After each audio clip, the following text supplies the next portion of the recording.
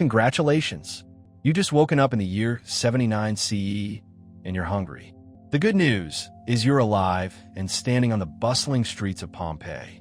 The bad news? Well, you're about to discover that everything you think you know about ancient Roman food is a lie. Take a moment to look around you.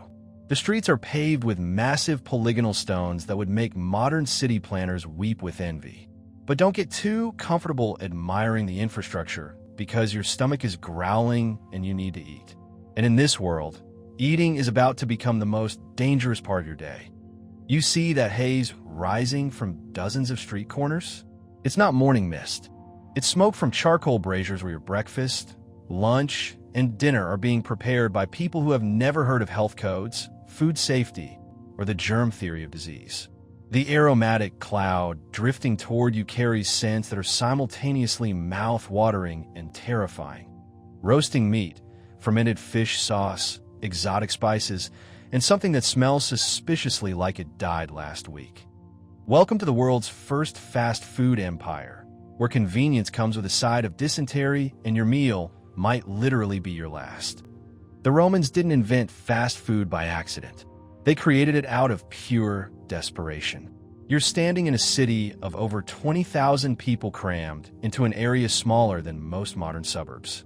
Most of these people live in multi-story apartment buildings called insulae that make the worst housing projects look like luxury resorts. These buildings are overcrowded, fire-prone, and completely lacking in proper kitchens. So when your stomach starts demanding attention, you have exactly two choices. Try to cook in your death trap apartment and risk burning down half the neighborhood, or venture out to one of the 89 fast food establishments that line these streets. Each option comes with its own unique ways to kill you, but at least the street food might actually fill your belly before it empties your bowels. The establishment you're approaching looks deceptively inviting. The stone counter is decorated with colorful frescoes depicting sea nymphs riding seahorses, ancient advertising that's trying to convince you this place serves quality food. But those bright paintings are hiding something that would horrify. Modern health inspectors. Embedded in that beautiful counter are 8 large circular holes, each containing massive ceramic jars called dolia. These aren't decorative elements. They're your ancient steam tables filled with food that's been sitting there since gods know when. The young man behind the counter cheerfully ladles what looks like stew from one of those jars into a bowl. He's smiling because he's about to make money. You're not smiling because you're starting to understand that Roman fast food makes a gas station hot dog look like fine dining. But here's the thing, you don't really have a choice. Your apartment, if you can call a single room shared with your extended family an apartment, has no kitchen, no stove, no refrigeration, no running water above the ground floor. The communal latrine down the hall is already occupied by 3 people and something that might have been a goat yesterday. And the alternative of trying to cook over an open flame in your wooden building has already burned down 2 entire blocks this month. So you're going to eat here, whether you want to or not, whether it's safe or not. Because in ancient Rome, fast food isn't a convenience. It's a survival strategy. The menu is written nowhere because most people can't read. Instead, you point at the jars and hope for the best. That thick brown substance could be lentil stew, or it could be yesterday's mystery meat floating in gravy. The chunks of what might be sausage are made from parts of animals you'd rather not identify, seasoned with spices that cost more than a laborer's monthly wages, and preserved using techniques that would make modern food scientists question their career choices. The bread looks safe enough until you realize it's made from grain that's been stored in warehouses where rats, mice, and various insects have been holding dinner parties for months. The wine that everyone drinks, because the water will definitely kill you, is watered down to prevent immediate death by alcohol poisoning, but it's still strong enough to make you forget about the questionable hygiene standards of your meal. And speaking of hygiene, the cook who's preparing your food has never heard of hand washing. He's been handling raw meat, coins, human waste, and who knows what else with the same unwashed hands that are now arranging your lunch. The serving utensils were last cleaned when Jupiter was in a good mood, which, according to the local priests, was sometime during the previous emperor's reign. But wait, it gets worse. The other customers sharing this delightful dining experience include runaway slaves who may, or may not be carrying diseases you've never heard of. Sailors fresh from ships where they've been eating hardtack and drinking bilge water for months. Gladiators who've been rolling around in sand soaked with blood and sweat. Construction workers covered in concrete dust. And various other unsavory characters who make you question every life choice that brought you to this moment. The social stigma of eating here is almost as bad as the health risks. Respectable Romans, those with money and slaves to do their cooking, look down on fast food establishments as dens of criminality and moral decay. They're not entirely wrong. Several emperors have tried to ban these places altogether, not because they cared about food safety, but because they were convinced that thermopolia were corrupting Roman values and encouraging degeneracy. Tiberius banned the sale of pastries because apparently sweet-baked goods were destroying the moral fiber of the empire. Claudius ordered complete shutdowns to reduce crime rates. Nero prohibited everything except vegetables in a misguided attempt to force Romans back to home cooking. And Vespasian limited sales to beans only because he thought luxury foods were making citizens soft. None of these imperial tantrums worked because the emperors failed to understand a basic fact of urban life. When you stuff tens of thousands of people into inadequate housing without proper cooking facilities, they will find ways to eat. And if you don't provide legal, safe options, they'll create illegal, dangerous ones. The establishment you're standing in represents the lesser of many evils. It's better than trying to cook in your fire hazard apartment, better than starving, better than eating the mystery meat sold by unlicensed vendors in dark alleys, and significantly better than trying to catch and prepare your own food in a city where the only wildlife consists of rats that have been dining on human waste. But that doesn't make it good. The archaeological evidence from Pompeii tells us exactly what was in those dolia when Vesuvius ended the party.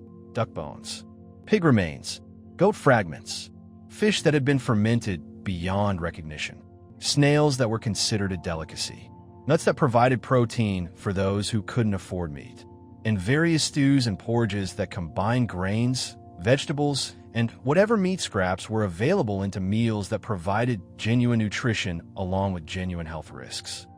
The cooking methods would horrify modern food safety experts.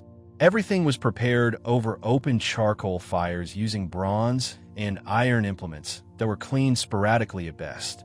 Water came from public fountains that were also used for washing clothes, bathing, and watering animals. Storage relied on salt, smoke, and fermentation to prevent spoilage because refrigeration wouldn't be invented for another 1,800 years. Yet somehow this system worked. Romans built the largest urban civilization in human history up to that point. They fed millions of people across an empire that stretched from Britain to Egypt.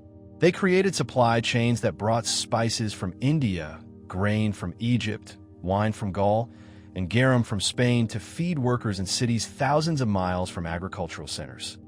The secret wasn't safety or hygiene or quality control. The secret was necessity and adaptation. When survival is at stake, people become remarkably creative about solving problems. And the problem of feeding urban populations without modern technology required solutions that were ingenious, dangerous, and absolutely essential. So here you stand, bowl of questionable stew in one hand, cup of watered wine in the other, surrounded by the sights, sounds, and smells of humanity's first experiment with mass commercial food service. You're about to consume a meal that represents thousands of years of culinary evolution combined with cooking methods that would send modern health inspectors into therapy. The flavor will surprise you. The nutrition will sustain you. The social experience will educate you about class conflict, urban survival, and the lengths people will go to in order to eat. And the food poisoning? Well, that's just part of the authentic ancient experience. Welcome to Roman fast food, where the motto isn't have it your way, but rather have it or starve, and where every meal is an adventure in ancient urban survival. Enjoy your stew. Try not to think about what's floating in it. Now that you're holding your bowl of mystery stew, and try not to think about what's swimming in it, take a moment to really look at this place. Because what you're standing in isn't just a random food stall thrown together by desperate people. This is a sophisticated piece of commercial architecture that represents thousands of years of trial and error in feeding urban populations. And it's designed with an efficiency that would make modern restaurant consultants weep with professional jealousy. That stone counter you're leaning against? It's not just a flat surface where food happens to be served. It's a masterpiece of Roman engineering that solves problems your McDonald's architects never even considered. The curved L-shaped design isn't aesthetic choice, it's pure functionality. The height is precisely calculated to allow servers to work efficiently while giving customers easy access. The stone itself is carefully selected local limestone or volcanic rock that can withstand daily use, abuse, and the occasional riot. But the real genius, the part that will blow your mind, is what's embedded in that counter. Those 8 perfectly circular holes aren't decoration. They're revolutionary food storage technology. Each hole is precisely carved to hold a massive ceramic jar called a dolium. These aren't small containers. We're talking about vessels that hold 20 to 50 liters of prepared food. That's roughly 13 to 33 gallons of stew, soup, wine, or whatever else the establishment is serving. Think about the engineering required to create this system. Someone had to calculate the exact dimensions needed to hold these enormous jars. Someone had to carve perfect circles into solid stone. Someone had to ensure the jars fit snugly enough to stay secure, but loosely enough to be removed for cleaning, which, judging by the smell, probably didn't happen often enough. But still, the concept is brilliant. The dolia themselves are marvels of ancient ceramic technology. These massive vessels were hand-thrown by potters who understood clay chemistry better than most modern ceramicists. The walls are thick enough to maintain consistent temperatures, but thin enough to allow heat transfer from the charcoal braziers positioned beneath the counter. The rounded bottoms distribute heat evenly, preventing hot spots that would burn food or crack the ceramic. Each dolium serves a specific function, and the positioning isn't random. The jar closest to the kitchen area holds the hottest, freshest food, usually whatever stew or porridge forms the day's main offering. The middle positions contain warm dishes that benefit from gentle heat maintenance, while the end positions hold items that need to stay cool: wines, nuts, dried foods, and preserved meats. Look up at those walls. The frescoes covering every available surface aren't just pretty pictures. They're ancient advertising campaigns designed to communicate with customers who can't read. The sea nymphs riding seahorses above your head are telling you this establishment specializes in seafood. The images of Bacchus surrounded by grape vines indicate quality wine service. The painted amphora and bread loaves show the variety of foods available. But these aren't just marketing materials. They're also practical design elements. The bright colors help customers navigate the space even in dim lighting. The standardized imagery creates brand recognition across different establishments. The religious symbols, household gods, Mercury the protector of commerce, Dionysus the god of wine, provide spiritual legitimacy for what many Romans considered morally questionable businesses. The lighting system is more sophisticated than you might expect. Those oil lamps positioned at regular intervals aren't randomly placed. They're positioned to illuminate the food display areas while creating shadows that hide the less appetizing aspects of food preparation.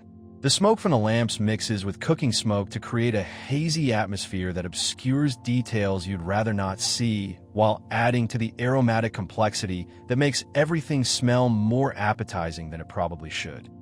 Behind the counter, the workspace is organized with military precision. Every tool has its designated position. Bronze ladles hang from hooks positioned at arm's reach.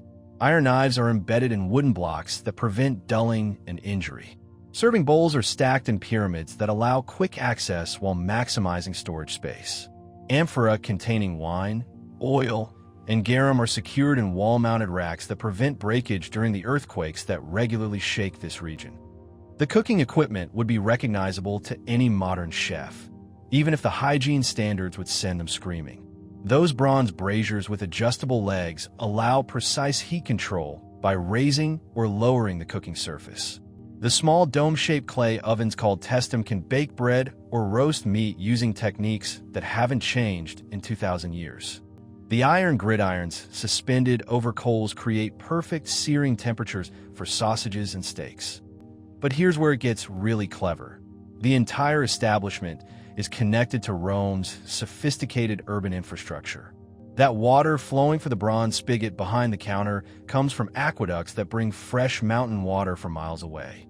The waste disposal system connects to sewers that carry away kitchen scraps and human waste. The stone floors are slightly sloped to direct spilled liquids toward drains that prevent standing water and the pest problems that come with it. The ventilation system is pure genius. Those openings near the ceiling aren't just holes. They're carefully positioned to create air currents that draw smoke and cooking odors upward and outward. The counter design itself creates air flow patterns that keep the customer area relatively clear while concentrating smoke in the cooking zone. The street-facing openings allow fresh air to circulate, while the positioning relative to neighboring buildings prevents downdrafts that would blow smoke back into the establishment.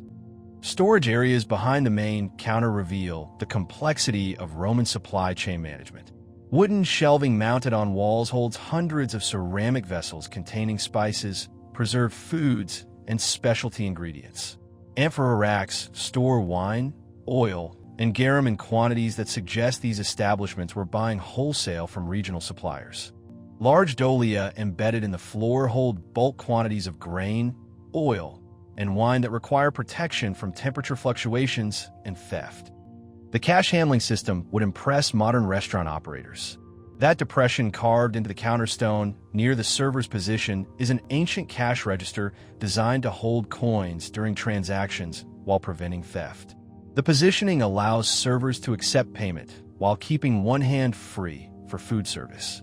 The shallow depth prevents customers from reaching the money, while the smooth stone surface makes coin counting quick and accurate.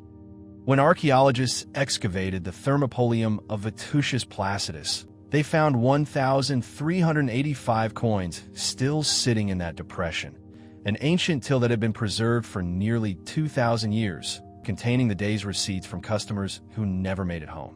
The denominations reveal the establishment's pricing structure: small bronze coins for basic foods, silver denarii for premium offerings, and the occasional gold aureus from wealthy customers slumming it with the common people. The seating arrangements, or rather, the lack thereof, tell us about Roman fast food culture.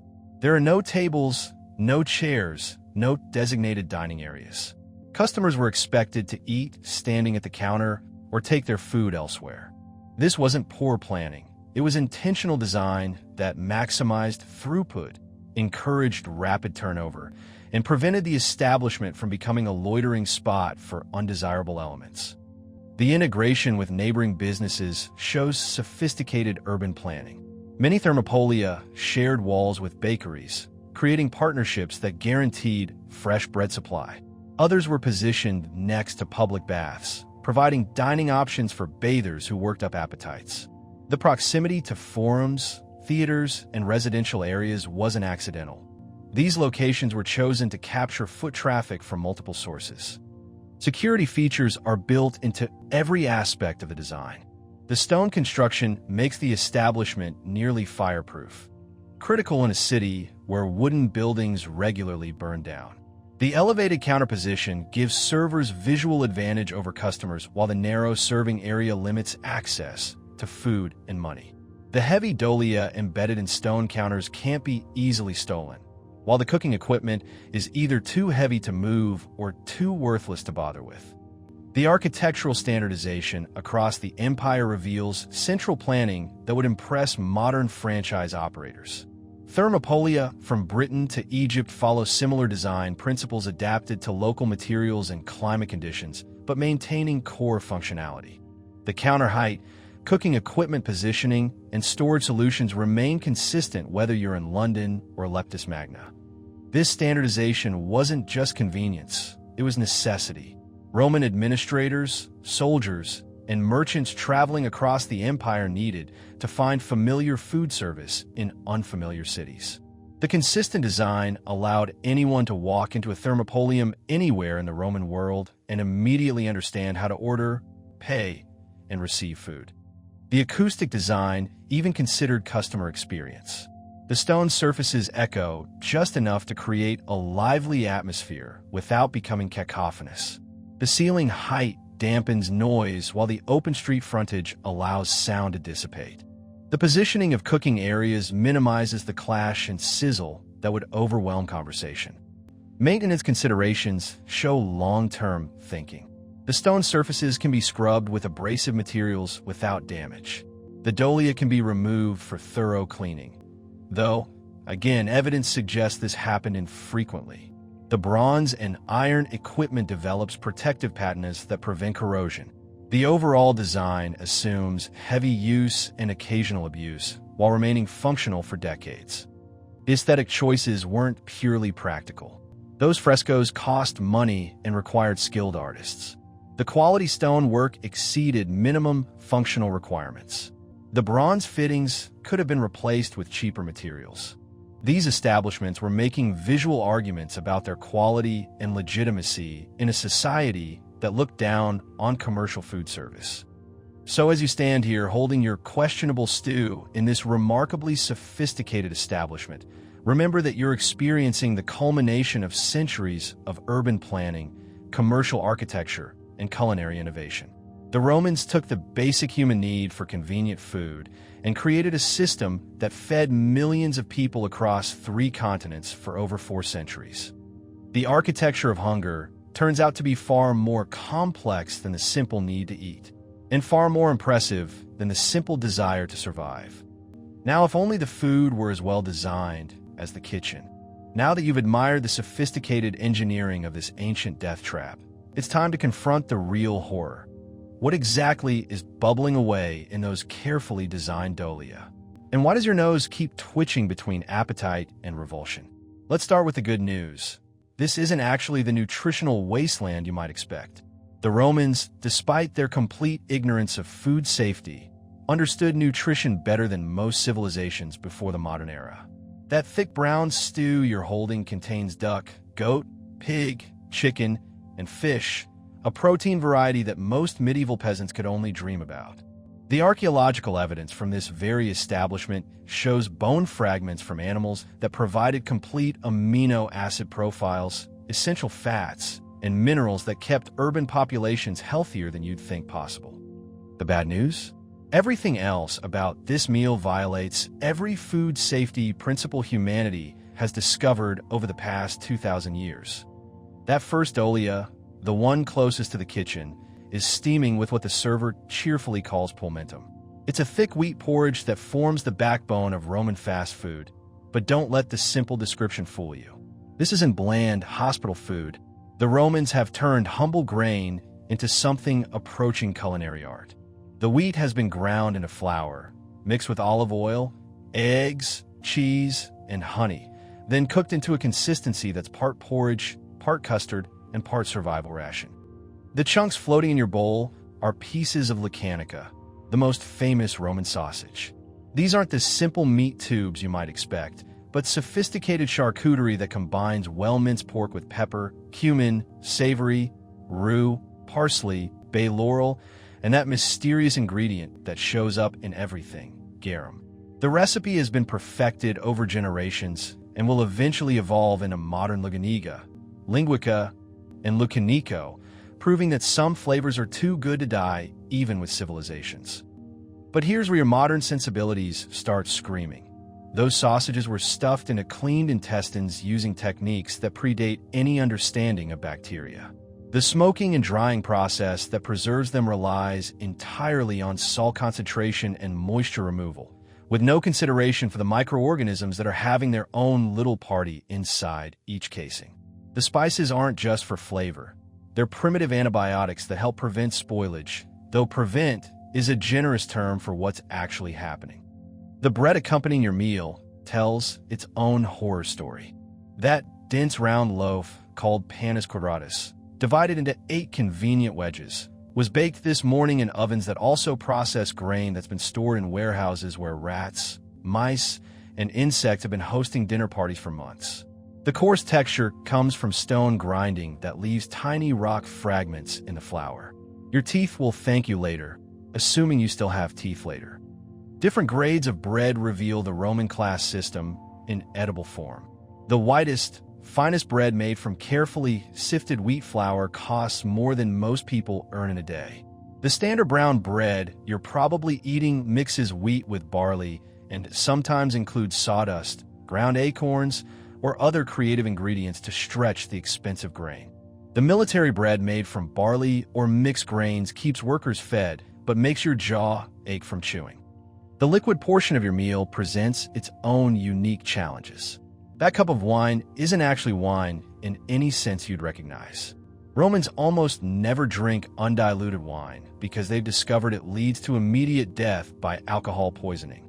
Instead, your cup contains wine mixed with 2 to 3 parts water, creating a beverage that's roughly equivalent to modern beer, but with flavor notes that would make a sommelier weep.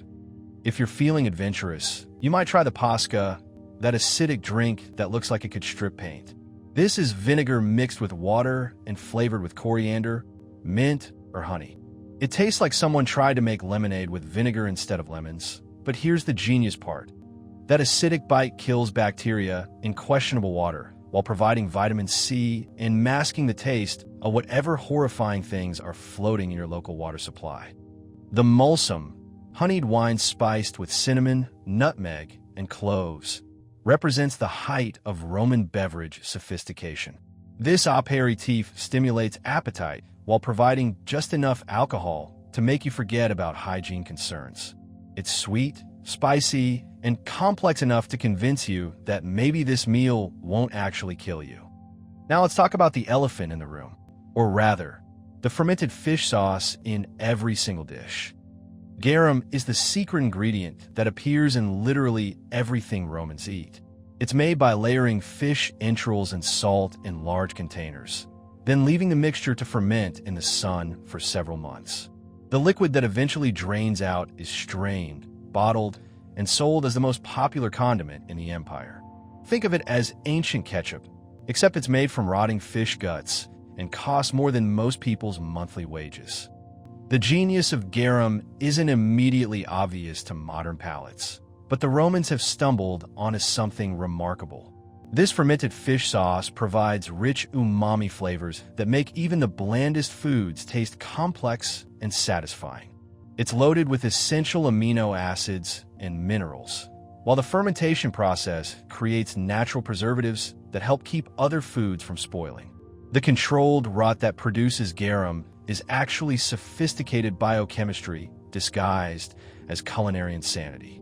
Quality varies dramatically from premium garum made from tuna and aged for months to cheap versions produced for whatever fish scraps are available. The thermopolium you're standing in probably serves mid-grade garum that provides decent flavor without bankrupting working-class customers, but don't ask too many questions about the source fish. Regional variations add even more complexity to your dining experience. If you were eating in Gaul, you'd encounter cured hams, an early beer culture that emphasizes different preservation techniques and higher calorie foods suited to colder climates. British establishments incorporate local ingredients like peas, cabbage, and root vegetables while maintaining Roman technical standards. North African provinces contribute sophisticated spice combinations and date-based sweets that reflect trade connections with sub-Saharan Africa and the Middle East. The seasonal adaptations show remarkable sophistication in food safety. Summer menus emphasize preserved foods, vinegar-based preparations, and lighter fare that won't spoil in heat. Winter offerings include heartier stews, warmed wine, and calorie-dense preparations that support outdoor work in cold weather. The Romans have learned through trial and error which foods survive which seasons, though their error rate would horrify modern public health officials. But perhaps the most shocking item on the Roman fast food menu is something called Icitia aumentata. Consider this the ancestor of hamburgers. Minced meat is combined with breadcrumbs soaked in wine, seasoned with pepper and fish sauce, shaped into patties, and wrapped in caul fat before cooking. The result is surprisingly recognizable to modern palates. A seasoned meat patty that provides protein, satisfaction, and flavor complexity. The preparation methods would give modern health inspectors nervous breakdowns. Everything is cooked over open charcoal fires using bronze and iron implements that are cleaned when someone remembers to do it. Water comes from public fountains that are also used for washing clothes, bathing animals, and various other activities you'd rather not think about. Storage relies entirely on salt, smoke, and fermentation because refrigeration is still 18 centuries away from invention. Yet somehow this system produces food that's nutritionally superior to much of what passes for fast food in the modern world. The Mediterranean diet foundation of olive oil, fish, legumes, and whole grains provides genuine health benefits. The complex spice combinations deliver antioxidants and natural preservatives. The fermented foods support digestive health in ways that Romans don't understand but definitely experience. The protein diversity available here exceeds what most pre-industrial populations ever accessed. Duck, goat, pig, chicken, fish, nuts, legumes, and dairy products provide complete nutritional profiles that support hard physical labor in ways that modern processed foods can't match. The seasonal fruit and vegetable additions, when available, provide vitamins and minerals that prevent the deficiency diseases that plague other ancient civilizations. Even the alcohol serves legitimate health purposes beyond making you forget about food safety concerns. The low alcohol content of watered wine provides calories and carbohydrates, while the alcohol itself kills bacteria that would otherwise cause serious illness.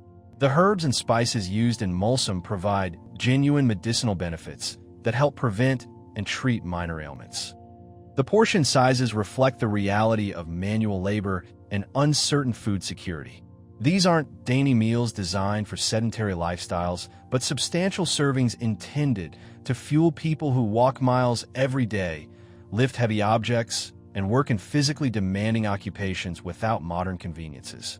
The bread alone provides enough carbohydrates to power serious physical work, while the protein portions support muscle maintenance and repair. Social aspects of the menu reveal class distinctions and economic realities. The cheapest options, beans, porridge, and basic bread, keep the urban poor from starving, while premium offerings like quality sausages, fine wine, and exotic spices allow those with money to display their status. The pricing structure ensures that everyone can afford something while encouraging customers to spend more if they can. So as you stand here, contemplating your bowl of mystery stew, remember that you're experiencing one of history's most successful nutritional experiments. The Romans have figured out how to feed millions of urban residents using supply chains that stretch across 3 continents, preservation techniques that work without refrigeration, and flavor combinations that make even questionable ingredients taste appealing. The fact that this meal might also kill you is just part of the authentic ancient experience.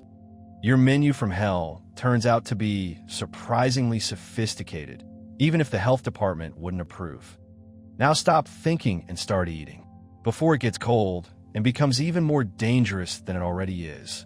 You're about to take another sip of that watered wine when reality hits you like a brick to the face. You have to go home eventually. And home is going to make this questionable meal seem like a 5-star dining experience. Because the reason you're standing here, choking down mystery stew, isn't convenience or laziness. It's pure survival necessity. Your apartment is literally trying to kill you every single day. Let's take a delightful stroll back to your living quarters, shall we? You're walking toward one of those towering brick and concrete monstrosities that Romans cheerfully call insulae, islands, but the only thing these islands are surrounded by is misery, desperation, and the constant threat of structural collapse. These multi-story apartment buildings house roughly 90% of Rome's urban population in conditions that would make modern prison wardens file human rights complaints. Your building rises 5, maybe 6 stories into the air, each floor crammed with more people than the last, because Roman building codes are more like gentle suggestions that everyone ignores. The ground floor is reserved for shops and businesses because commercial rent pays better than residential. The second floor houses the wealthy renters who can afford decent space. The third floor contains the middle class who are starting to question their life choices. And the fourth, fifth, and sixth floors? Well, that's where you live, along with everyone else who can't afford better. Climbing those narrow wooden stairs feels like ascending into hell. The steps creak ominously under your weight because they're supporting far more traffic than they were designed for. The walls are thin enough that you can hear every conversation, argument, and bodily function from neighboring apartments. Your upstairs neighbors sound like they're reenacting gladiator battles every night, while your downstairs neighbors apparently run some kind of livestock operation. Your apartment consists of one room, singular. One single room for you, your spouse, your children, your elderly parents, your unmarried siblings, and whoever else your family has accumulated. The total floor space is roughly equivalent to a modern walk-in closet, except it has to serve as bedroom, kitchen, dining room, workshop, storage area, and social center for 8 to 10 people. Privacy is a concept that doesn't exist. The wealthy Romans who live in spacious houses with multiple rooms, private courtyards, and separate spaces for different activities look down on apartment dwellers like you as barely human. And honestly, after living in these conditions for a few months, you're starting to wonder if they have a point. But here's where your housing situation goes from merely miserable to actively homicidal: the cooking arrangements. Most Inslee apartments have no kitchens. None. Zero. Nothing resembling proper cooking facilities. The lucky few might have a small brazier for heating food, but even that represents a mortal danger that keeps everyone awake at night. Because your building is made primarily of wood. Dry, aged wood that's been seasoned by decades of Roman summers. The walls are thin, the floors are wooden, and the entire structure is basically kindling waiting for a spark. Roman fire safety consists of keeping buckets of water handy and praying to the gods for protection. This isn't because Romans are stupid. They understand fire hazards perfectly well. But when you're cramming tens of thousands of people into inadequate housing, fire safety becomes a luxury you can't afford. The choice is between risking death by fire or guaranteeing death by starvation. Even if your apartment had proper cooking facilities, you lack the basic infrastructure needed to prepare food. The water situation alone is enough to drive you to thermopolia. Your building, if you're lucky, has running water on the ground floor. If you're unlucky, and most people are, you carry water up from street fountains in heavy clay vessels that you balance on your head while climbing those treacherous stairs. The upper floors, where rent is cheapest, have no plumbing whatsoever. Water comes from public fountains that serve entire neighborhoods. These fountains are also used for washing clothes, watering animals, bathing, and various other activities that contaminate the water supply. The same spout that provides your drinking water was used this morning by someone washing their diseased livestock. Storage is another nightmare scenario. You have no refrigeration, no pantry, no proper containers for preserving food. Raw meat spoils within hours in Mediterranean heat. Bread becomes moldy within days. Dairy products turn lethal faster than you can consume them.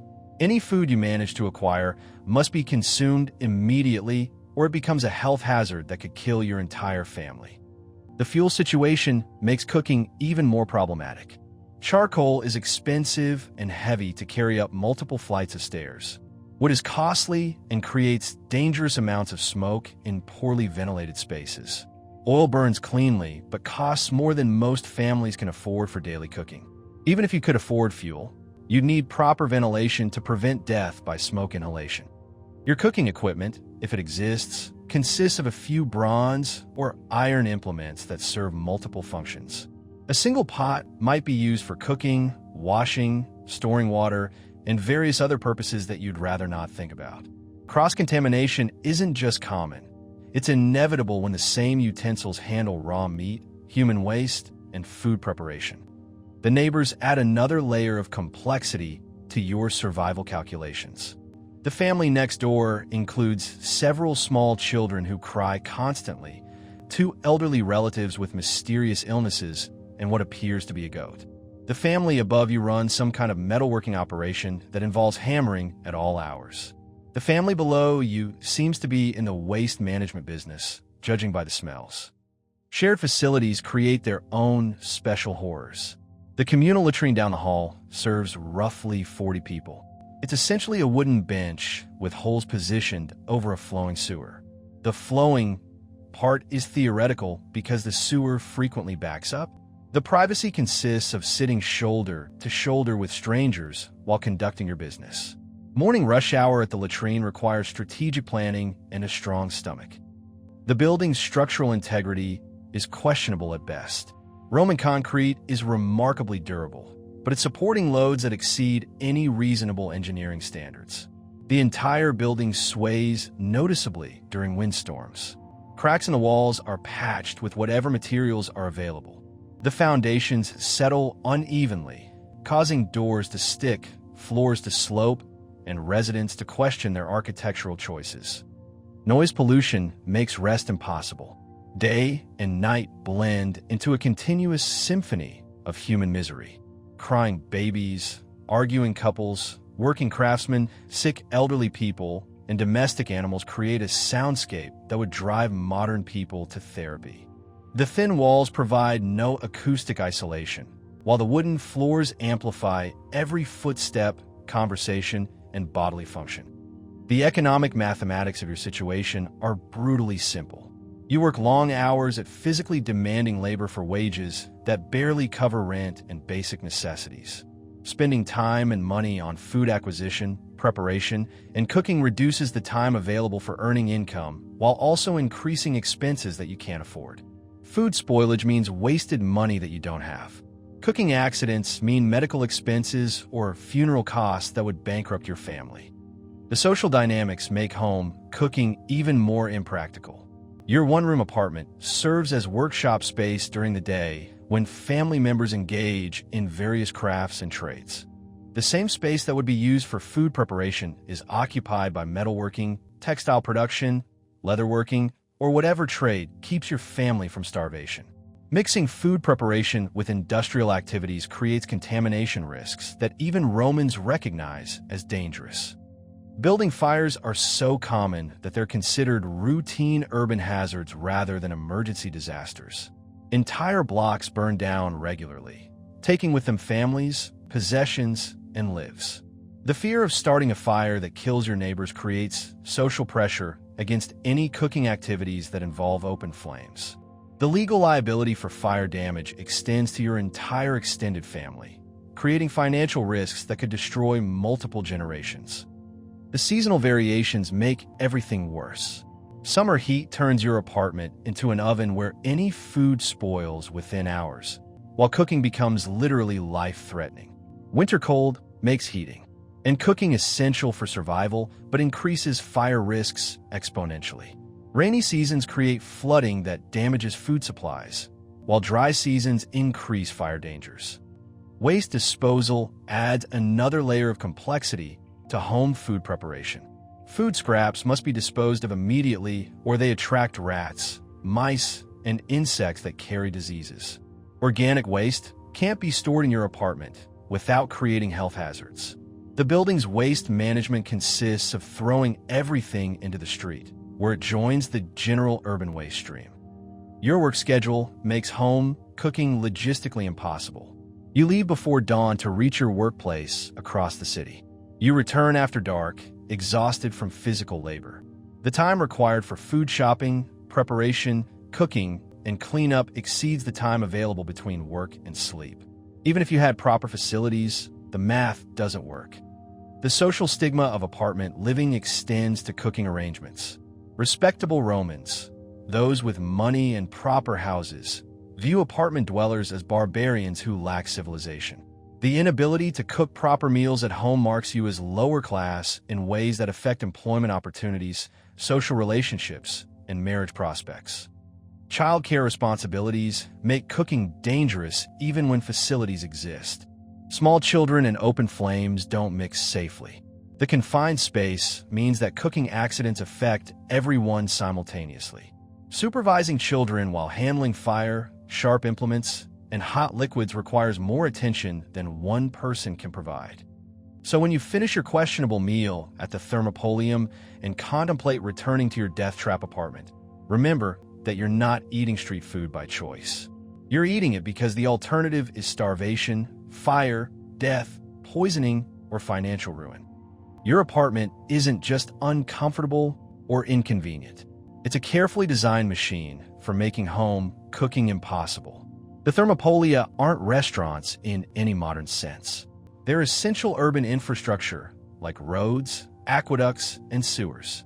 They exist because without them, cities would collapse. The Romans have accidentally discovered that feeding large urban populations requires specialized commercial food service. They've learned that housing density and food safety are incompatible. They've figured out that survival in cities requires choosing between different types of risks. Your death trap apartment has taught you the fundamental truth of urban living. Sometimes the dangerous option is the safe choice. And sometimes questionable street food is the difference between life and death. Now stop complaining about the mystery stew and be grateful you have somewhere to get it. Now that you've fully grasped why your apartment is basically a wooden death trap with a rent bill, you're probably wondering who in their right mind would choose to run one of these establishments. And the answer might surprise you, because it turns out that feeding people mystery stew in ceramic jars is actually a sophisticated business operation run by some of the most entrepreneurial people in the Roman Empire. Let's start with the uncomfortable truth. The person ladling your questionable lunch isn't some desperate vagrant trying to make a few coins. This is likely a freedman or freedwoman, someone who was born into slavery, worked their way to manumission, and is now building a legitimate business empire one bowl of dubious stew at a time. Meet Asalina. She runs one of Pompeii's most successful thermopolia, and she's everything Roman society says a woman shouldn't be. Independent, wealthy, powerful, and completely unapologetic about serving food to people who should know better. Her establishment doesn't just sell food. It operates as an inn, provides entertainment, and serves as headquarters for local political campaigns. The electoral graffiti on her walls shows she's backing candidates for municipal office, while her female staff appear in campaign advertisements, suggesting influence that extends far beyond simple food service. Asalina's success isn't accidental. She's identified a market opportunity that upper-class Romans are too snobbish to pursue, while lower-class Romans lack the capital to exploit. She's positioned her establishment near the amphitheater, forum, and main residential areas, capturing foot traffic from entertainment venues, business districts, and apartment complexes. Her multi-revenue stream approach combines food service, lodging, and entertainment, creating financial stability that single-purpose businesses can't match. The investment required to open a thermopolium would shock you. Those embedded dolia cost serious money. Each one represents weeks of skilled potters' wages plus transportation costs for manufacturing centers. The stone counter work requires master masons who command premium prices. The bronze cooking equipment represents months of metalworkers' labor, while the frescoed walls need artists who charge rates that most people can't afford for decorating their homes. But here's where Roman business gets really interesting. The initial investment is just the beginning. Operating a successful thermopolium requires supply chain management that would impress modern restaurant consultants. Every morning brings deliveries of fresh bread from contracted bakeries. Wine arrives from regional vineyards through wholesale distributors. Olive oil comes from Spanish producers via merchant networks that span the Mediterranean. Garum arrives from fish processing centers in coastal cities, while exotic spices travel trade routes that connect India, Arabia, and North Africa. The Thermopolium of Vetutius Placidus reveals the financial reality of these operations. When archaeologists excavated this establishment, they found 1,385 coins still sitting in the cash register area. That's not pocket change. We're talking about serious money representing multiple days of revenue from a successful business. The denomination mix shows pricing structures that serve different economic classes: bronze coins for basic foods, silver denarii for premium offerings, and occasional gold aurei from wealthy customers slumming with common people. Those coins tell us about Roman fast food economics in ways that ancient writers never bothered to record. A basic meal cost roughly 2 to 4 asses when manual laborers earn 12 to 16 asses per day. This means Thermopolia meals consumed 15 to 30% of daily wages, making them significant expenses rather than casual purchases. For comparison, modern fast food represents roughly 5 to 10% of minimum wage workers' daily income, showing that Roman street food was proportionally more expensive. But the pricing makes sense when you understand the supply chain complexity. Getting grain from Egypt to Rome requires shipping costs that multiply basic commodity prices. Transporting wine from Gaul involves multiple middlemen who each demand profit margins. Moving spices from India requires trade networks that span continents while adding markup at every transfer point. The exotic ingredients that make Roman food appealing come with costs that reflect truly global commerce. The staffing structure reveals sophisticated management thinking. Most Thermopolia employ 3 to 6 people with clearly defined roles. The primary cook handles food preparation and quality control. The server manages customer interaction and payment processing. Storage and supply staff handle inventory and deliveries, while cleaning staff maintain the establishment during off hours. The division of labor allows specialization that improves efficiency while reducing training costs. Many establishments are family operations where multiple generations work together. Freedmen parents provide initial capital and business experience, while their children contribute labor and learn management skills. Adult siblings might operate different aspects of the business: food preparation, customer service, supply chain management, creating natural succession planning that ensures business continuity. The seasonal variations require remarkable business flexibility. Summer heat changes food safety requirements, forcing menu adaptations that emphasize preserved foods and light preparations. Winter cold increases fuel costs while reducing customer traffic. Religious festivals and games create surge demand that requires inventory planning and staff scheduling. Public events near the establishment can triple normal business, while political disruptions might eliminate customers entirely. Competition between establishments creates market dynamics that benefit customers while forcing operational efficiency. The 89 Thermopolia in Pompeii alone represents serious competition for customer loyalty. Each establishment must differentiate itself through food quality, service speed, pricing, or specialized offerings.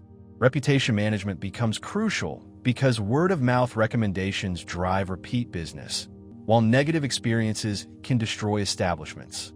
Location economics determine profitability in ways that modern retail analysts would recognize. Prime positions near baths, forums, theaters, and major intersections command higher rents but generate more traffic. Secondary locations offer affordable overhead but require superior food or service to attract customers. The proximity to complementary businesses, bakeries, wine shops, markets, creates synergies that benefit multiple establishments. The supply chain relationships reveal business sophistication that extends far beyond simple vendor arrangements. Many Thermopolia operators develop exclusive contracts with bakeries, ensuring fresh bread supply while guaranteeing purchase volumes. Wine suppliers offer credit arrangements that allow establishments to stock quality products while managing cash flow. Specialty food producers create custom products for specific establishments, building brand differentiation through unique offerings. Quality control operates through market mechanisms rather than government regulation. Establishments that serve contaminated food quickly lose customers, while those maintaining safety standards build loyal clienteles. The economic incentives favor food safety even when regulatory oversight is minimal. Customer feedback directly affects profitability, creating natural quality assurance systems. The political connections surprise modern observers. Many Thermopolia owners are active in local politics, providing campaign headquarters for candidates while using their customer base as political constituencies. The electoral graffiti covering establishment walls shows how food service operators leverage their positions as community gathering places into political influence that extends far beyond simple commerce. Financial management requires skills that most Romans lack. Successful operators must manage inventory costs, pricing strategies, seasonal variations, supplier relationships, and employee compensation while maintaining adequate cash flow for daily operations. The complexity exceeds what most people can handle, explaining why many establishments fail while a few become genuinely prosperous. The social mobility aspects are remarkable. Successful Thermopolia ownership represents one of the few paths for freedmen to achieve genuine wealth and status in Roman society. The profits from well-run establishments can fund property purchases, additional business ventures, and educational opportunities for children that break cycles of poverty and social marginalization. But the business also carries substantial risks. Food poisoning incidents can destroy reputations and lead to legal liability. Fire damage can eliminate investments overnight, while building collapses can kill operators and customers simultaneously. The political risks are equally serious, as imperial policies can restrict or ban operations, while local officials can impose arbitrary regulations that threaten profitability. The tax implications add another layer of complexity. Roman taxation systems require payments based on property values, business revenues, and sometimes arbitrary assessments that local officials impose. Successful Thermopolia become targets for tax collectors, while struggling establishments might escape notice. The business success that provides financial security also creates governmental attention that threatens the same security. Capital formation requires creative financing, since banking services are limited to wealthy elites. Most Thermopolia are funded through personal savings, family loans, or partnerships that combine resources from multiple investors. The informal credit networks that develop around successful establishments create local financial systems that support small business development. The inheritance patterns show how successful food service businesses become family enterprises that persist across generations. Children who grow up in Thermopolia learn business operations, food preparation, customer service, and supply chain management, creating natural succession planning. The family businesses become neighborhood institutions that provide stability for both operators and customers. So as you stand here enjoying your mystery stew, remember that you're participating in a sophisticated commercial ecosystem. The person taking your money isn't just selling food. They're operating a complex business that requires skills, expertise, and capital that most people lack. They're managing supply chains that span continents, maintaining quality standards without government oversight, and building customer relationships that determine their family's economic survival. The Thermopolian business turns out to be far more complex than the simple exchange of coins for questionable food, and far more respectable than Roman society wants to admit. Your bowl of stew represents someone's American dream, Roman style. So you've discovered that the person serving your questionable lunch is actually a savvy entrepreneur running a sophisticated business operation. But here's the problem that's about to ruin your entire day. In Roman society, you're not seen as a practical customer making a reasonable economic choice. You're viewed as criminal scum who has abandoned all pretense of civilized behavior. And your presence at this establishment is broadcasting to everyone within sight that you have given up on respectability, dignity, and probably basic human decency. Welcome to the wonderful world of Roman social judgment, where eating convenience food marks you as morally bankrupt. Let's start with what the upper classes really think about you right now. Those wealthy Romans who live in spacious houses with private kitchens and enslaved cooks don't see Thermopolia as practical solutions to urban housing problems. They see them as dens of criminality, immorality, and social decay. The very fact that you're standing here consuming food prepared by strangers in public view announces to the world that you lack the basic civilization that separates humans from barbarians. Juvenal, that master of Roman social commentary, didn't mince words when describing Thermopolia clientele. He noted that these establishments were often frequented by bandits, thieves, runaway slaves, executioners, and gravediggers, and while he grudgingly admitted they also served workers and travelers who had no means to prepare food in their cramped living quarters, the damage to your reputation was already done. The association between fast food and criminal behavior was so firmly established in Roman minds that simply being seen here grouped you with society's most despised elements. The social mathematics are brutally simple. In Roman culture, your dining arrangements reveal everything about your character, wealth, family status, and moral fiber. Respectable Romans eat at home in private dining rooms, served by household slaves, using fine tableware in carefully controlled social settings. They recline on couches, engage in sophisticated conversation, and consume meals that demonstrate their refinement, education, and proper upbringing.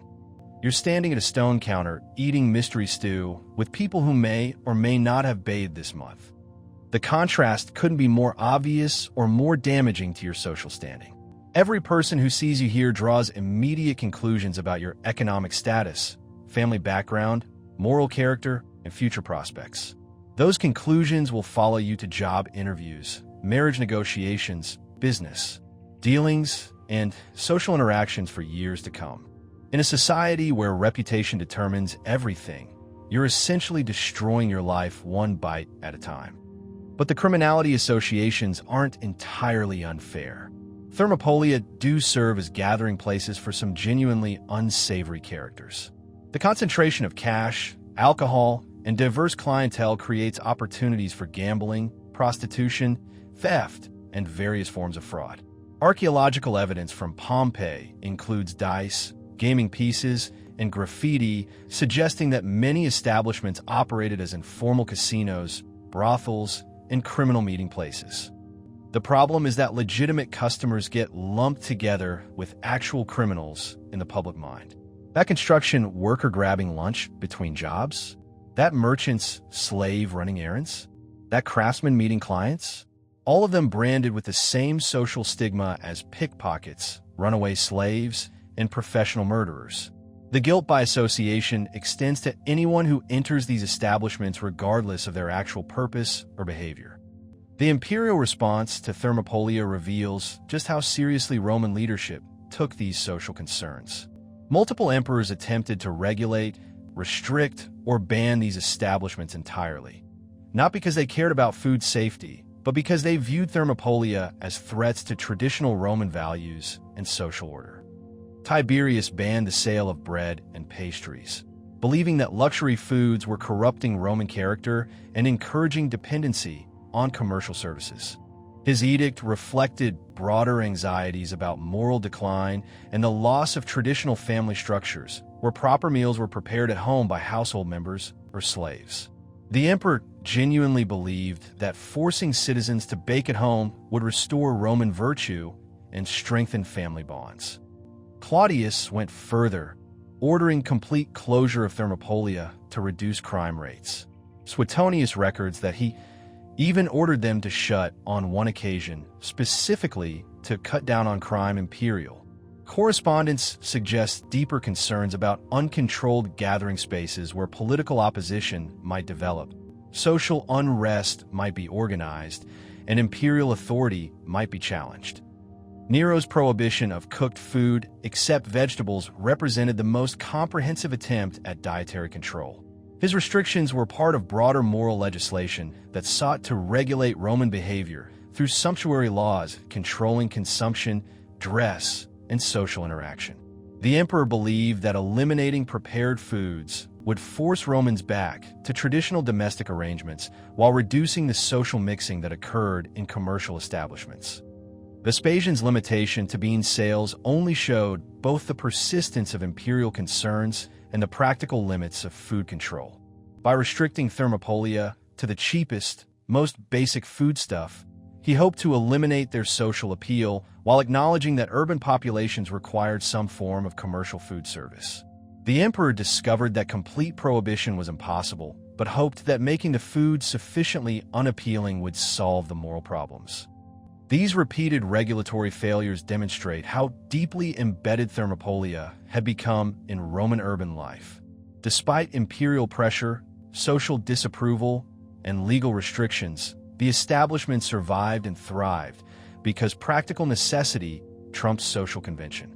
Urban architecture, work patterns, and population density created genuine need for commercial food service that no amount of moral posturing could eliminate. The class dynamics become even more complex when you consider that some elite Romans occasionally used thermopolia despite the social risks. Martial's epigrams reveal aristocrats who risked losing social respect if seen frequenting such establishments, but sometimes found the convenience irresistible. Political figures might grab quick meals during busy campaign periods, while traveling elites might use thermopolia when far from home and proper accommodations. But these elite customers developed strategies for minimizing reputational damage. They sent slaves to purchase food for consumption elsewhere. They chose establishments in districts where they were unlikely to encounter social peers. They ate quickly and left immediately to minimize exposure time. The elaborate precautions required to maintain respectability while using thermopolia shows just how severe the social penalties could be. Women faced additional layers of social stigma. Female customers were automatically assumed to be prostitutes regardless of their actual circumstances. Women who operated thermopolia were viewed with particular suspicion since female business ownership was associated with sexual impropriety. The successful businesswomen like Asalina, who built thriving enterprises, faced constant questions about their moral character that male operators never encountered. The regional variations in social acceptance reveal how local cultures modified Roman attitudes. In frontier provinces where Roman social conventions were less established, thermopolia faced less stigma, while in traditional Italian cities the social penalties were more severe. Urban centers with diverse populations were more accepting of commercial food service, while smaller towns maintained stronger pressure for domestic meal preparation. The political implications extended beyond simple law enforcement. Thermopolia served as informal political headquarters where campaigns were organized, candidates were discussed, and electoral support was mobilized. The electoral graffiti covering establishment walls shows how food service operators leveraged their positions as community gathering places into political influence that made authorities nervous. Local magistrates faced impossible choices between enforcing imperial dietary restrictions and maintaining urban food security. Shutting down thermopolia might improve moral tone, but could lead to riots when hungry populations had no alternatives. Allowing them to operate freely encouraged behavior that upper-class Romans found deeply offensive. The political balance required constant negotiation between practical governance and social expectations. The economic implications of social stigma affected both operators and customers. Thermopolia owners had to balance profit maximization with reputation management, charging enough to maintain quality while avoiding prices that attracted only the most desperate clientele. Customers had to weigh convenience against social costs, deciding whether quick meals were worth potential damage to their long-term prospects. The religious dimensions added another layer of complexity. Many thermopolia included household shrines with offerings to Mercury, the god of commerce, and Bacchus, the god of wine. These religious elements provided spiritual legitimacy for operations that society viewed as morally questionable. But they also associated commercial food service with religious practices that some Romans found inappropriate. The generational conflicts were particularly bitter. Older Romans who remembered when extended families lived together in larger households viewed thermopolia as symbols of social breakdown. Younger Romans who had grown up with urban crowding and commercial food service saw them as normal parts of city life. The dining arrangements became proxy battles for broader cultural changes that divided Roman society. Marriage prospects suffered significantly for people associated with thermopolia culture. Families arranging marriages for their children investigated dining habits as indicators of moral character, social status, and future stability. Young people who frequented these establishments found their options limited to others from similar backgrounds, creating social stratification based partly on food choices. The legal implications could be severe since association with criminal establishments could lead to questioning by authorities. Even innocent customers might face legal scrutiny if crimes occurred at thermopolia they frequented. The mere presence at such establishments could be used as evidence of bad character in legal proceedings. But perhaps the most insidious aspect of thermopolia stigma was how it became self-reinforcing. As respectable Romans avoided these establishments, they became increasingly dominated by people who had nothing left to lose. This created cycles where social stigma led to actual criminality, which justified additional stigma and drove away remaining legitimate customers. So as you stand here, finishing your mystery stew, remember that you've just participated in one of Roman society's most controversial social activities. Your practical decision to eat affordable, convenient food has branded you as morally questionable, socially unacceptable, and probably criminally inclined. Your reputation may never recover from this meal, but at least your stomach is full. In an ancient Rome, sometimes that's worth more than social respectability. So your reputation is now permanently destroyed, and everyone who sees you thinks you're probably a criminal. But here's the twisted irony that will make you question everything you know about food history. Despite the questionable hygiene standards, the complete lack of health regulations, and the social stigma that comes with eating here, you're actually consuming a meal that's nutritionally superior to most of what passes for fast food in the modern world. Yes, you read that correctly. Your bowl of mystery stew, served by unwashed hands in an establishment frequented by runaway slaves and grave diggers, is actually healthier than a Big Mac. Let's start with the protein situation. That duck floating in your stew, the goat chunks that might be cartilage, the pig fragments that could be organ meat, the chicken pieces of unknown origin. And yes, those are actually fish bones mixed in with everything else. This isn't the result of poor quality control or corner cutting. This is deliberate nutritional diversity that provides complete amino acid profiles, essential fatty acids, and mineral content that most ancient populations never accessed.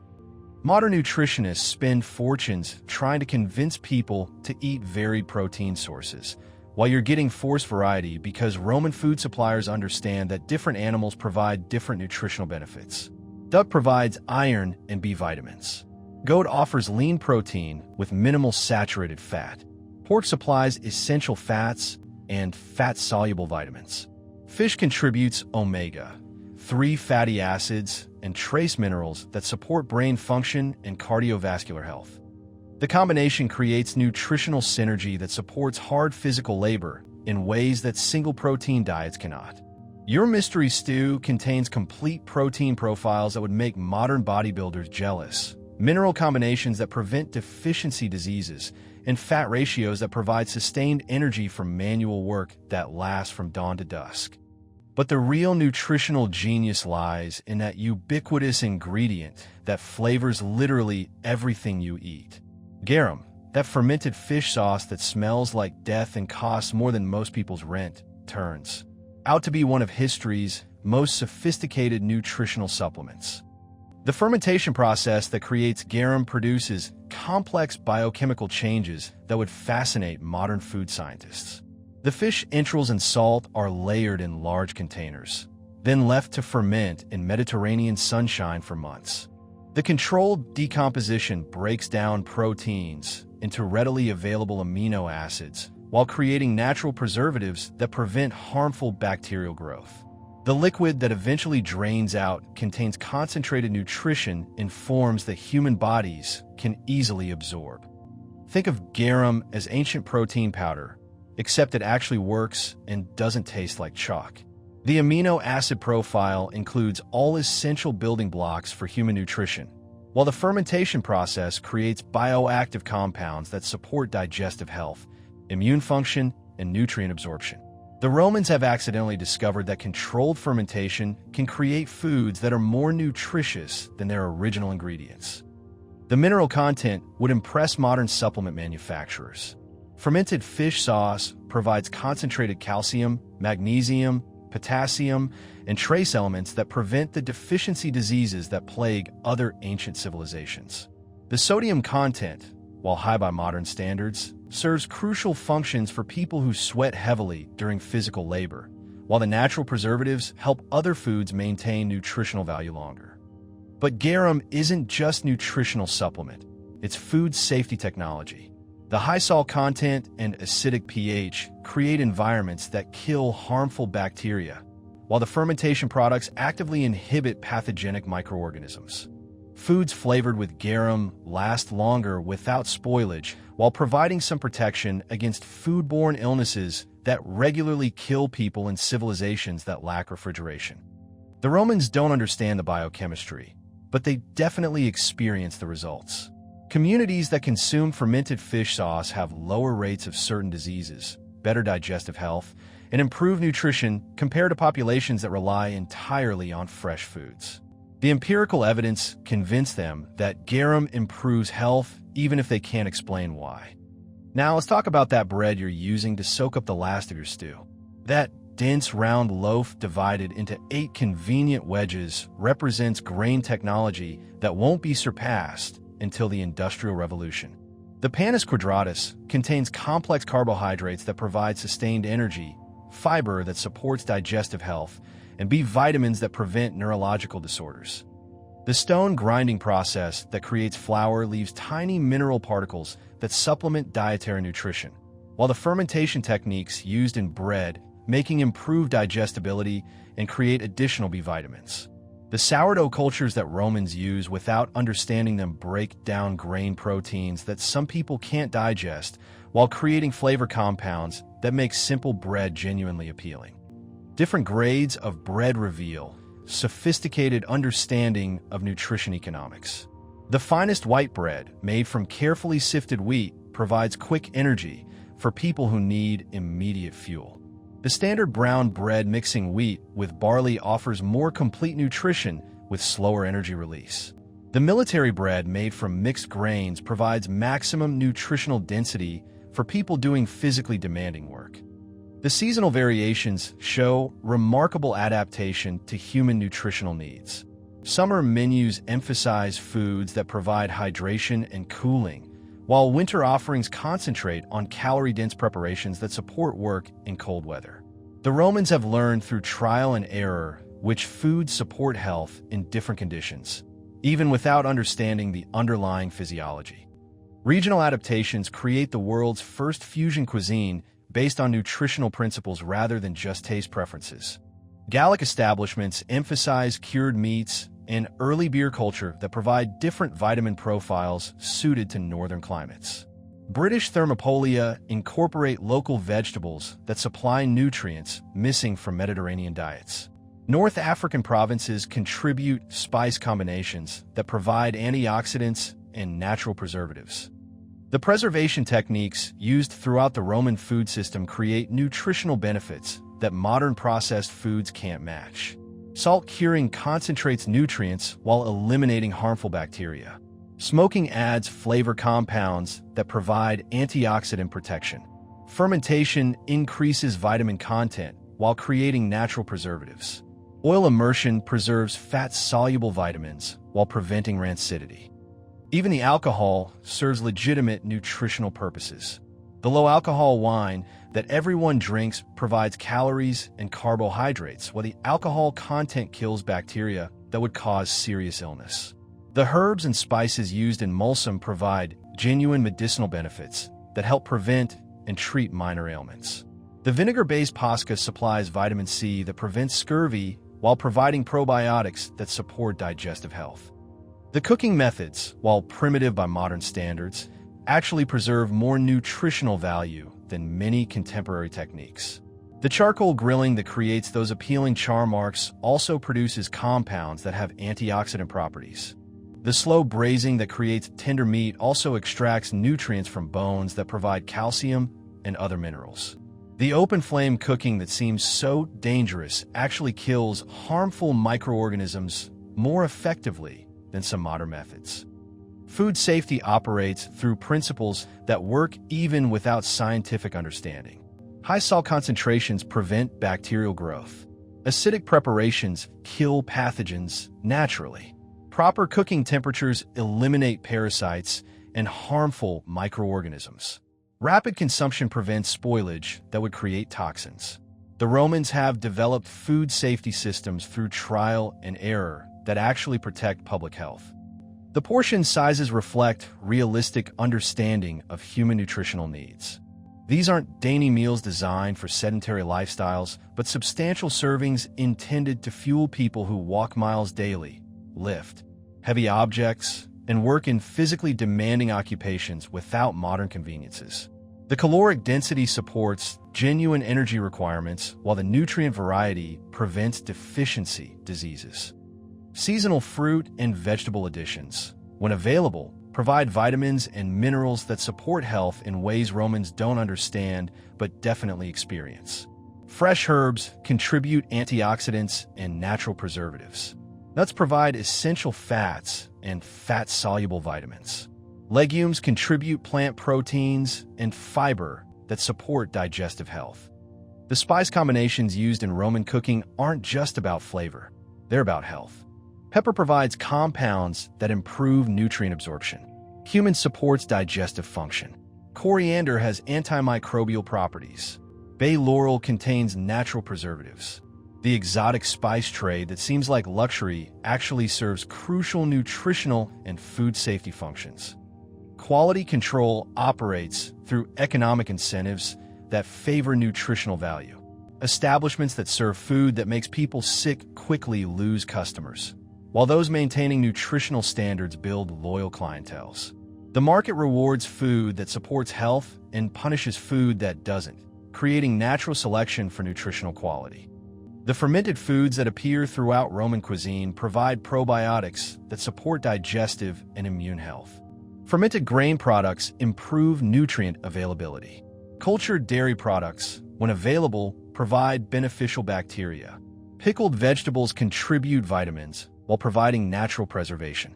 The Romans consume more fermented foods than most modern populations, creating digestive health benefits that extend throughout their lives. Social eating patterns support nutritional absorption in ways that isolated eating cannot. The relaxed pace of thermopolia dining allows proper chewing and digestion. The social interaction stimulates appetite and digestive function. The varied foods consumed in company provide more complete nutrition than monotonous solitary meals. The Mediterranean diet foundation of olive oil, fish, legumes, and whole grains provides health benefits that modern nutritionists spend decades trying to convince people to adopt. The Romans consumed these foods not because they understand their health benefits, but because they're available, affordable, and taste good. The accidental adherence to what nutritionists now recognize as optimal dietary patterns supports health outcomes that exceed what most ancient civilizations achieved. So as you finish your questionable meal in this disreputable establishment, surrounded by people of dubious character, remember that you've just consumed food that provides better nutrition than most modern alternatives. The protein diversity exceeds what most contemporary diets offer. The fermented foods support digestive health in ways that processed foods cannot. The mineral content prevents deficiency diseases that modern refined foods often lack. Your mystery stew turns out to be accidentally optimized for human health despite the complete absence of nutritional science. The Romans have stumbled onto dietary principles that modern research is still discovering. And your meal that destroyed your social reputation has probably improved your actual health. Sometimes the most disreputable choices turn out to be the most beneficial ones. Now, if only they could figure out hand washing. So you've just discovered that your nutritionally superior meal has accidentally made you healthier despite violating every food safety principle known to humanity. But here's where things get really interesting. Because while you're standing there enjoying the health benefits of fermented fish guts and mystery meat, the most powerful government in human history has declared war on your lunch. That's right, the Roman Empire, with its legions that conquered 3 continents, its engineering marvels that still impress modern architects, and its administrative genius that governed 50 million people, has identified your bowl of stew as a threat to civilization that must be eliminated at all costs. Welcome to the wonderful world of imperial food policy, where emperors who can't manage to prevent their own assassinations somehow believe they can control what people eat. Let's start with Tiberius, that paranoid recluse who spent his final years on Capri engaging in activities that would make modern tabloid editors blush. This emperor who trusted no one and saw conspiracies everywhere took one look at Thermopolia and decided they represented moral decay that threatened the very foundations of Roman society. His solution? Ban the sale of bread and pastries because apparently sweet baked goods were destroying the empire's moral fiber. Tiberius wasn't concerned about food safety or public health. He was worried about traditional Roman values and the corrupting influence of commercial convenience. His logic, if you can call it that, was beautifully simple. If Romans were forced to bake at home, they would return to traditional family structures, strengthen domestic bonds, and abandon the decadent urban lifestyle that was supposedly weakening the empire. The emperor genuinely believed that making bread at home would restore Roman virtue. Never mind that most urban Romans lived in apartments without ovens. Never mind that home baking required time, money, and facilities that working people didn't possess. Never mind that forcing people to bake bread in wooden buildings with no fire safety would turn every neighborhood into a crematorium. Tiberius was convinced that commercial baking was a sign of civilizational decline and that returning to domestic bread production would somehow restore the Republic's lost virtues. The fact that the Republic had been dead for decades and that most Romans had never baked their own bread, even in the good old days, didn't deter his nostalgic delusions. The bread ban lasted exactly as long as it took for urban Romans to realize they would starve without commercial bakeries. Within weeks, riots broke out in neighborhoods where people couldn't get bread. Local magistrates quietly stopped enforcing the edict, while bakeries reopened under creative legal interpretations that technically complied with imperial orders while completely ignoring their intent. But Tiberius's failure didn't discourage his successors from trying their own approaches to the Thermopolia problem. Claudius, that stammering scholar who never expected to become emperor, took a different approach. Instead of targeting specific foods, he ordered complete shutdown of Thermopolia to reduce crime rates. His reasoning was more practical than Tiberius's moral crusade, but equally divorced from urban reality. Claudius had noticed, correctly, that Thermopolia served as gathering places for criminals, gamblers, prostitutes, and various other unsavory characters. His solution was elegantly simple. If you eliminate the gathering places, you eliminate the criminal activity. The emperor failed to consider that criminals would simply find new gathering places while law-abiding citizens would lose their primary food source. The Claudius shutdown created immediate crisis in Roman neighborhoods. Workers who depended on Thermopolia for daily meals faced starvation. Employers found their labor force weakened by malnutrition. Construction projects stalled when builders couldn't get lunch.